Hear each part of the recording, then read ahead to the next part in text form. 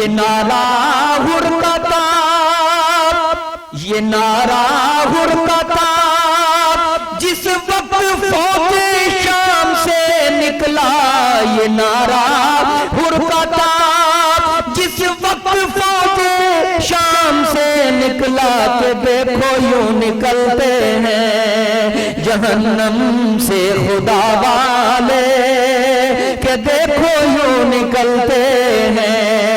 جہنم سے خدا والے، ہزاروں میں 72 تن تھے تسلیم و رضا والے، اور کسی نے وطن کا پوچھا تو یوں حضرت نے فرمایا، مدینے والے کہلاتے تھے اب ہیں کربلا والے،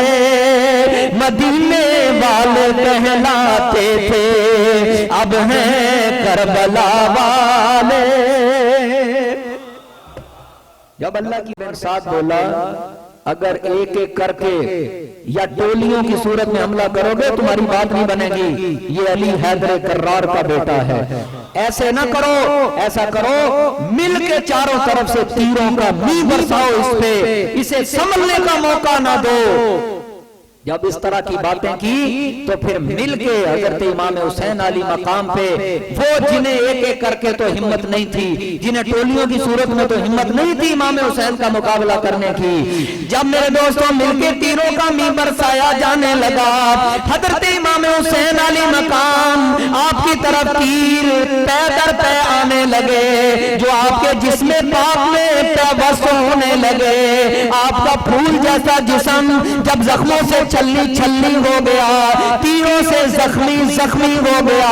آپ جب گھوڑے سے نیچے تشریف لائے، اللہ کا عرش ہلنے لگا،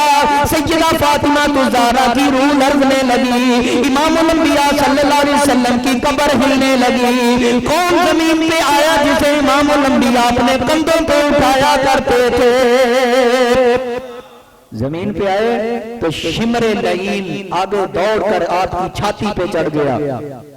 اور چھاتی پہ چڑھا تو امام حسین نے اس کے جسم پہ کوڑ کے داغ دیکھے، کوڑ کے، آپ نے فرمایا سچ فرمایا تھا میرے نانا جان نے، ایک کوڑی کتا ہے جو میری اہل بیت کے خون میں منہ ڈالتا ہے، آپ نے فرمایا تو ہی میرا قاتل ہے۔ لیکن میرے دوستو حضرت امام حسین علی مقام کا آخری وقت ہے، جسم تیروں سے چھلنی ہے، تلواروں کے زخم ہے، نیزوں کے زخم ہے، مگر میں قربان جاؤں اللہ کی محبت پہ، مصطفیٰ علیہ السلام کے پیار پہ۔